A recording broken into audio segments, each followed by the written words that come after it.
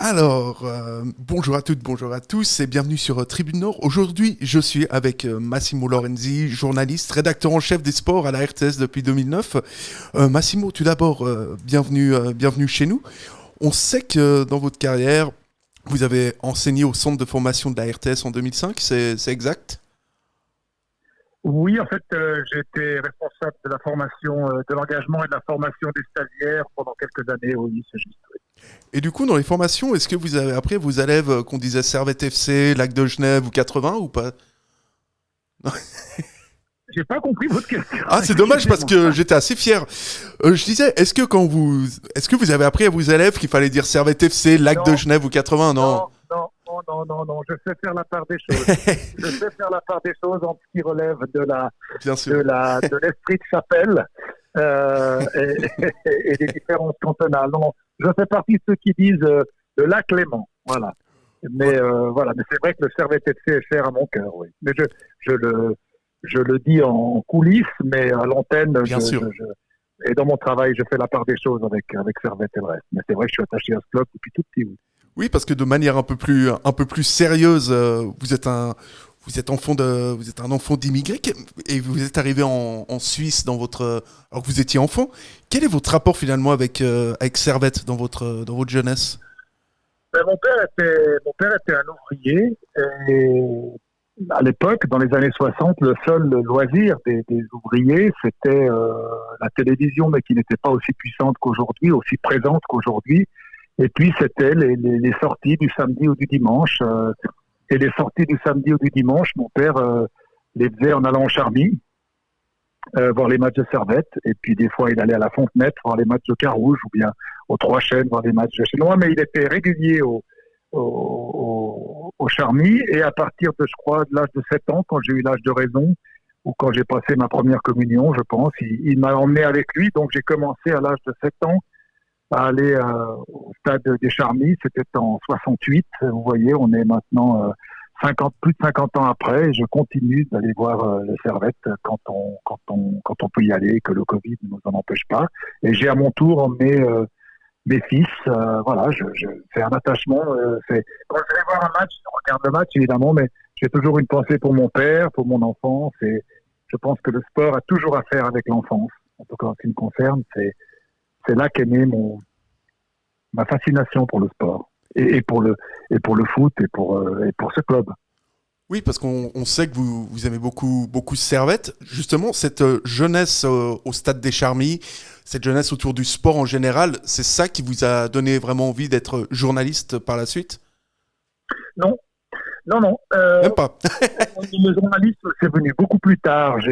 En fait, en faisant mes études, j'avais une certaine, enfin relative, hein, faut pas frimer, mais j'avais une certaine facilité dans l'écriture et puis dans l'élocution orale. Et un jour, mon prof, j'avais fait une dissert, je crois que j'étais en première ou en deuxième du collège, et mon prof m'avait dit, ah, vous avez un style d'écriture qui est assez journalistique. Et j'ai été très flatté. Et je me suis pris ce jour-là pour un journaliste. Et je dis, tiens, voilà. Et puis, puis peu à peu, je me suis orienté là-dessus. Mais en fait, non.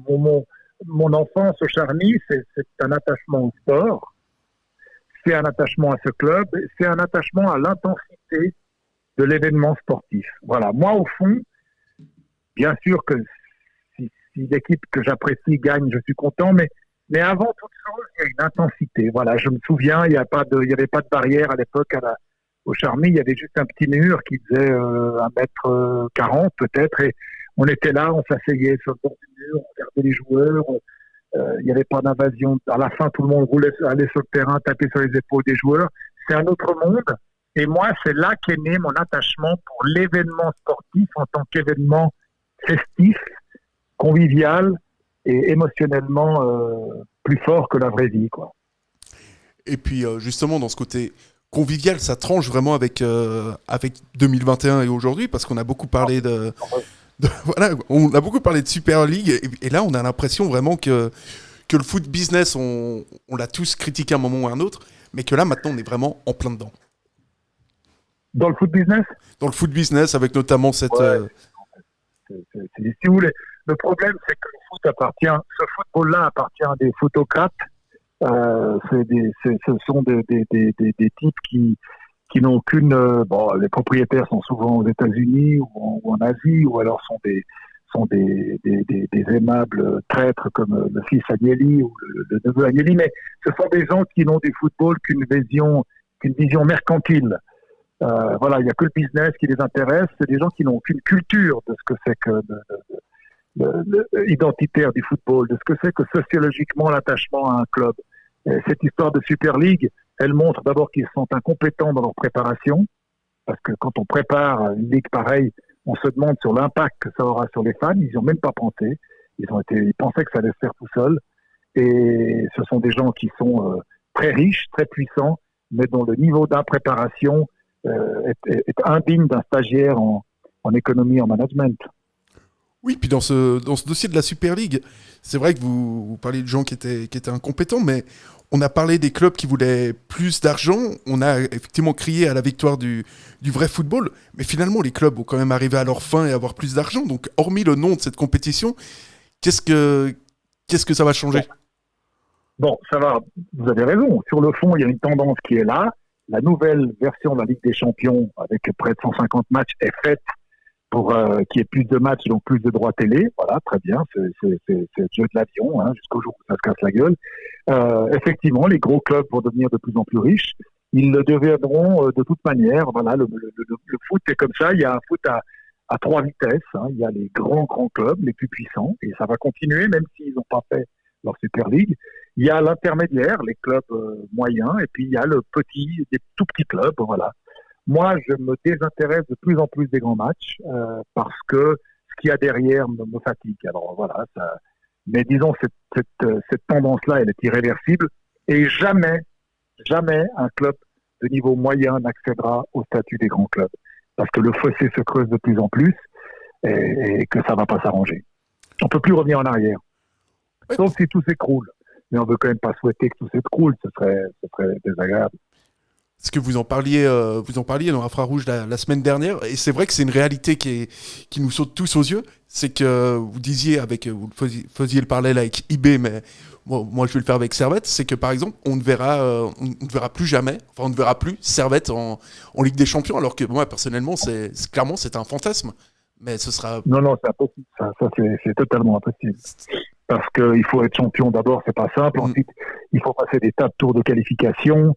Ça relève vous tombez contre des équipes même des équipes de grands championnats mais qui sont un tout petit peu en dessous des toutes puissantes.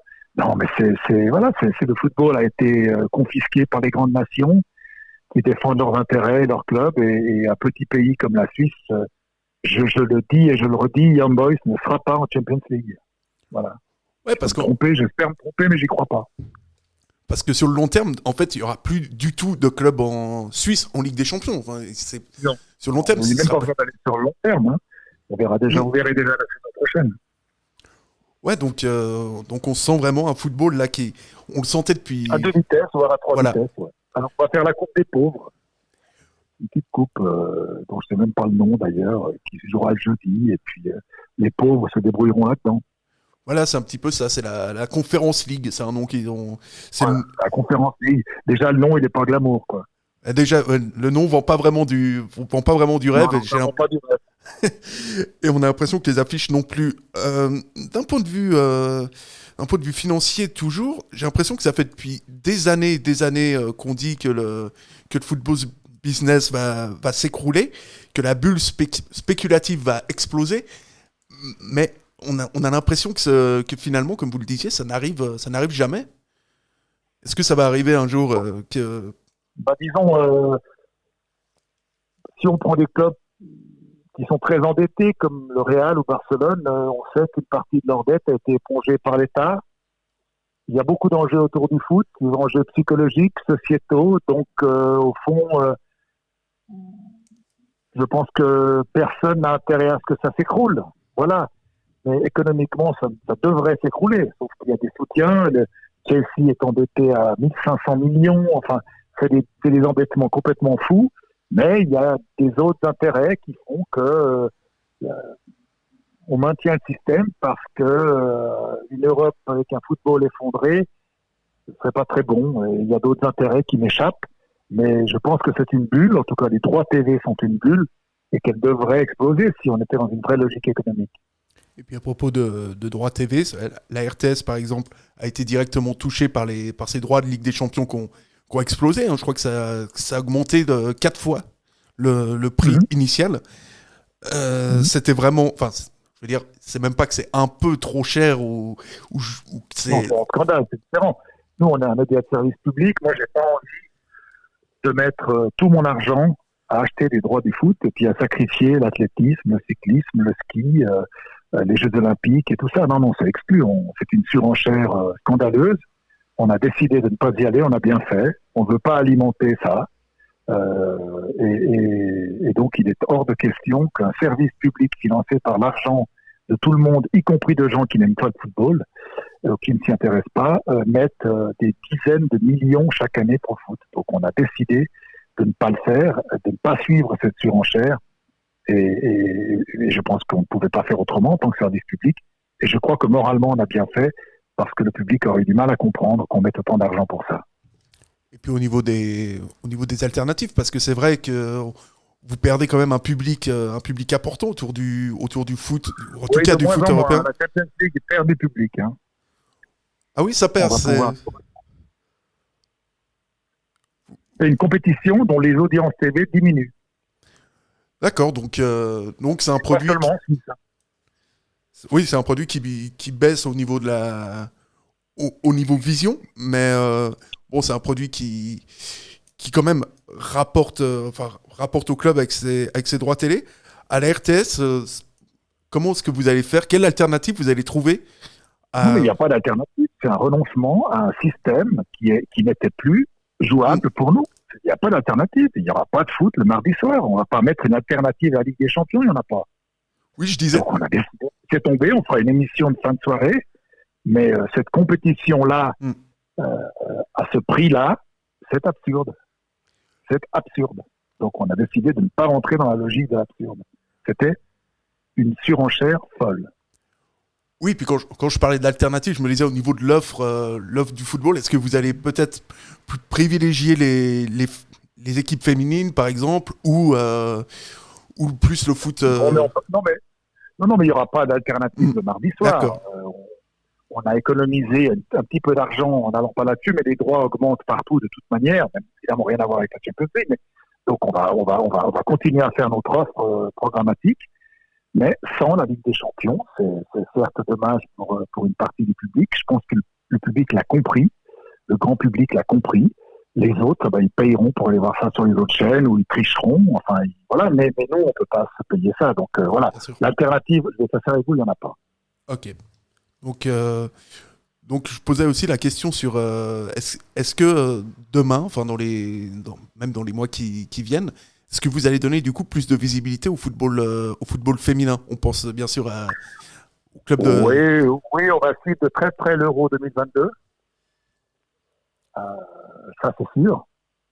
La Suisse est qualifiée.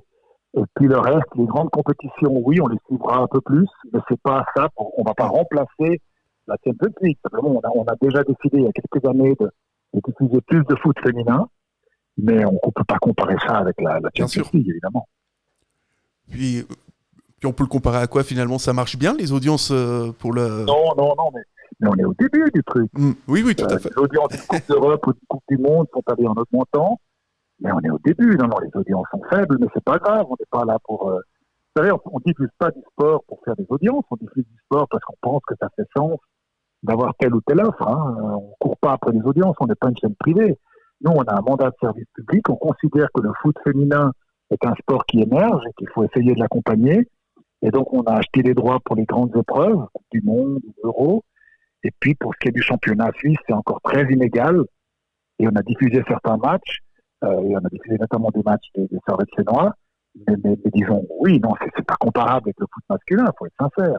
Et c'est normal. Historiquement, c'est tout frais, le foot féminin. Quand je dis tout frais, 10, 15, 20 ans, c'est rien par rapport au foot masculin. Oui, c'est sûr que faut bien que ça se fasse un moment ou un autre, et puis ça va évoluer, ça on n'en doute pas une seconde. Moi, j'avais encore une question.